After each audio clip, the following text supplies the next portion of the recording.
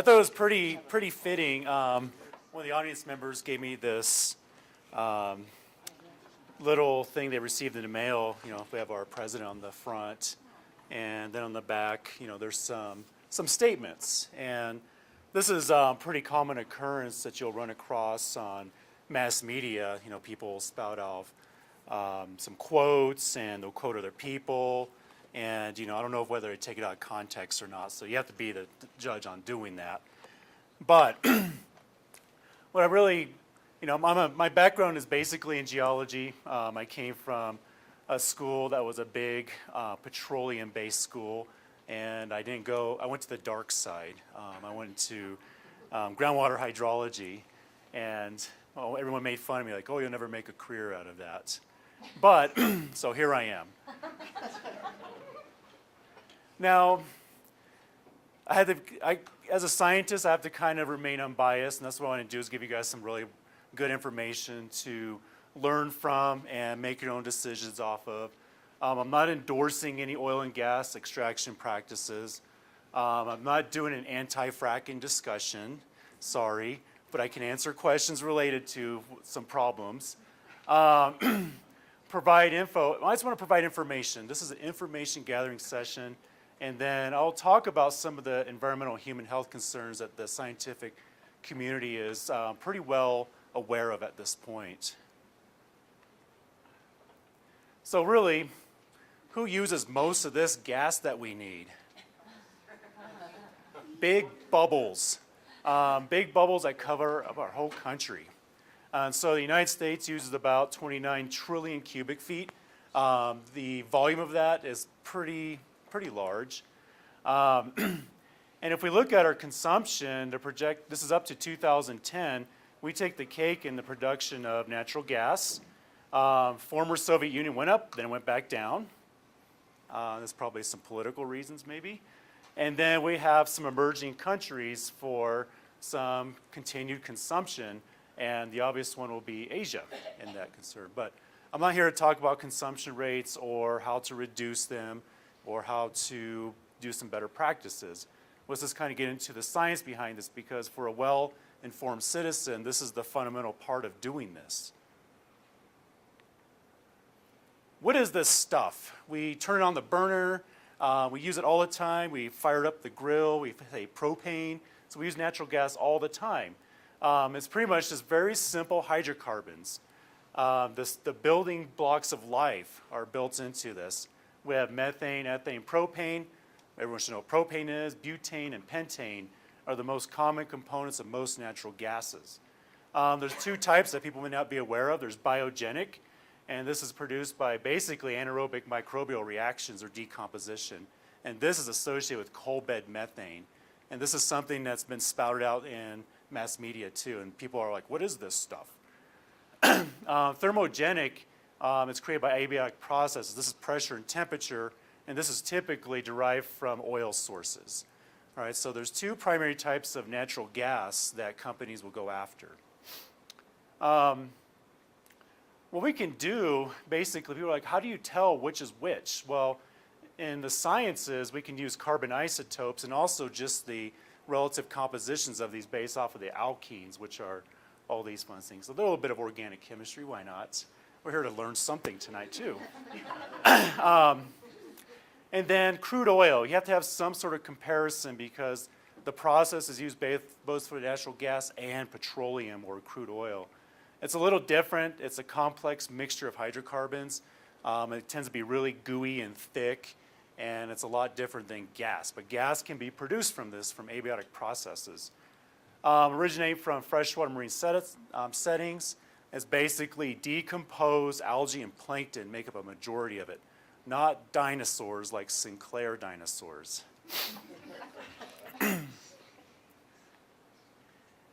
So how did we get here? In the late 1800s, this was the first mining of oil. They realized it's a source of energy, and then things kind of took off slowly, then picked up really drastically in the 1920s when they started to develop vertical drilling. So if anyone has ever seen There Will Be Blood, a really intense movie, but it gives you a good background on old practices Basically, it's digging a big hole, hauling buckets of oil out and filling barrels. Not a very efficient process, and over time we developed vertical drilling.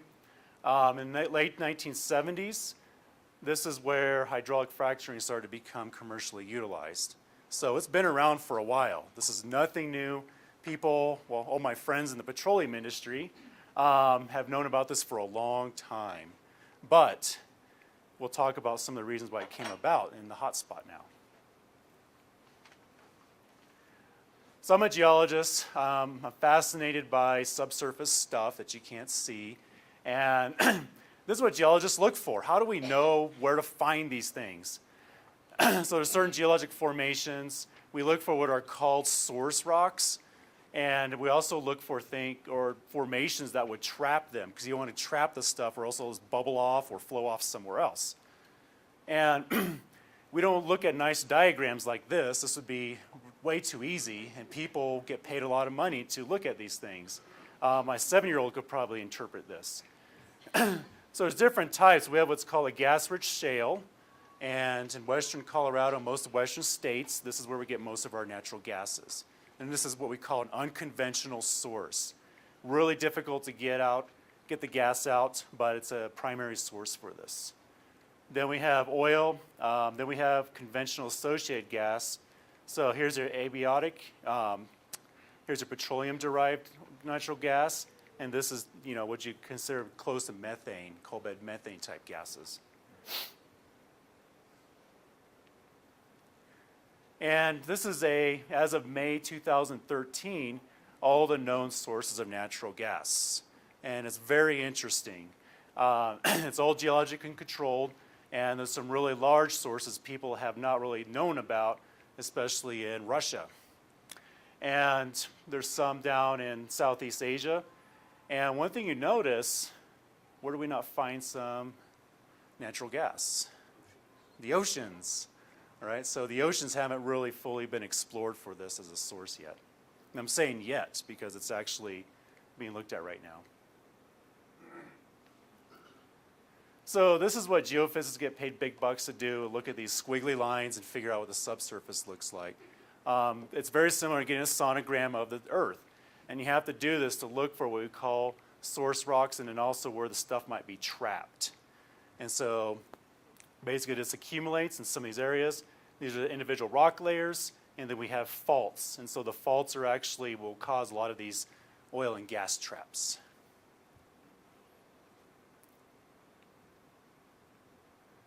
How many people have heard of horizontal drilling? How many people know exactly what it is? Okay, perfect. Less than 1%. So here's vertical drilling. So this is the good old, just drill a hole down, suck it up like a straw. Pretty straightforward. However, it's very inefficient because you remove your gas or oil here, then you have to move over to side, move over to side, move over to side, right? And so you have to keep punching holes. It gets really expensive. So in the 1960s, early 70s, they've developed what's called horizontal drilling, where they're able to drill down and then bend the pipe over and actually tap into the whole layer of rock. And then this is where fracking became important.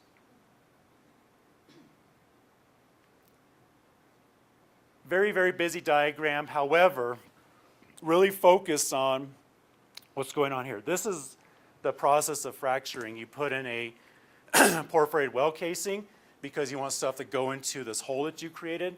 You pump some stuff in here, and then you put a lot of pressure.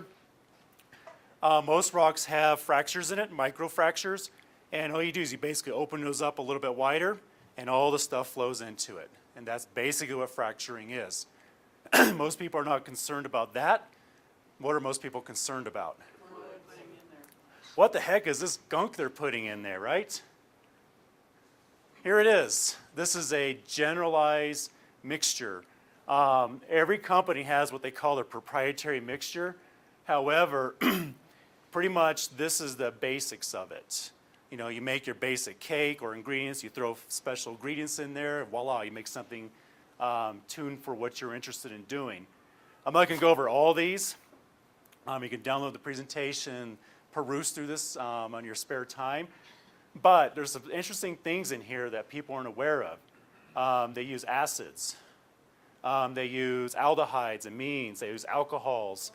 There's a bunch of different weird polymers they use too. They'll have their very specific purpose in keeping fractures open, and then also for the actual extraction of gas and maintaining the integrity of those particular wells. Polar, non-polar, and surfactants, basically. And who knows what those actually are. That's a general category saying like alcohols. Well, there's thousands of different types of alcohols. So that's the basic approach in fracturing. And typically what they want to do is they want to actually remove this stuff. There's no economic incentive to leave it in there because it's really expensive. And some of these ingredients are really hard to find. There's actually supposedly a guar gum shortage because of all this stuff that's been going on.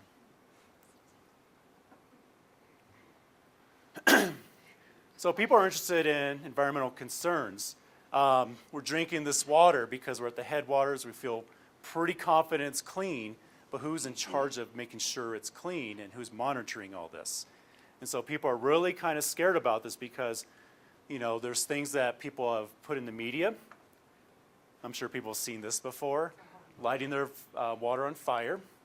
They're basically doing the same thing here that's happening over here. They're flaming out the gas. But how in the world does that methane get in there? That's what people are really freaked out about. And then there's some air quality issues too. So water supplies, these are some issues that scientists and engineers are looking at right now to really try and understand, is this actually happening? We're seeing migration of fracking fluids into our aquifers and surface waters. And then brine intrusions too.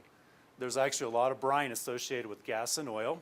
Brine is salt water. We cannot drink salt water. Migration of natural gas into aquifers, and that's what's causing the flaming. And then usage of our valuable water for all this industry. And this is typically overlooked, but there's a lot of people who are pretty well aware of it. It takes millions of gallons per actual hole for this whole extraction process. And it gets contaminated. So here's a schematic of a conceptual possible contamination issue. You have your horizontal well, you have fracturing going on, you pump all this fluid in there, you create all this open space, you remove everything, and things start settling. You may have pre-existing faults, and people are wondering why there's so much rumbling going on in Oklahoma. Well, gee whiz, I don't really exactly know why, but this is suggesting something similar is happening. One thing that when you drill these deep holes, most of these formations are really deep, and these are called aquicludes, and these prevent the upward movement or downward movement of water, so there's no connection or connectivity between its aquifer and everything above it. That's what you're assuming.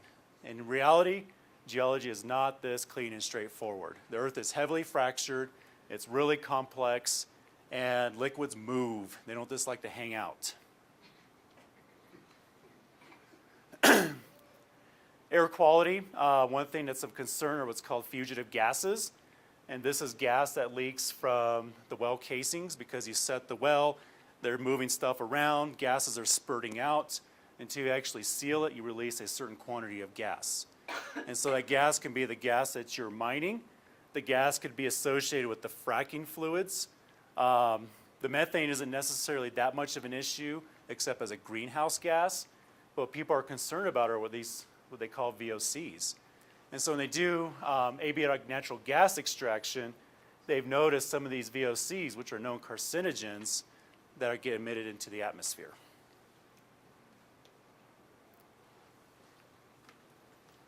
Now people wonder, what's going on? Do they care? Actually, there's a lot of activity going on. I can provide a link to this journal article. Basically, there's a lot of studies going on in pretty much most of the major gas basins throughout the country. And what they're noticing, there's a pattern, there's a trend of gas migrating, groundwater contamination from monitoring wells, and they're using this information to basically say, well, not everything is foolproof necessarily. And then people are wondering, how do you know it's coming from fracking? Well, that's where specialized people look at things like isotopes. Most carbon-based constituents like gas and oil have specific isotopic signatures. And they're using that to basically say, well, that came from the gas that you're extracting. And pretty much like Kent said, there's people who will try and refute that. And more likely the court of law pretty soon.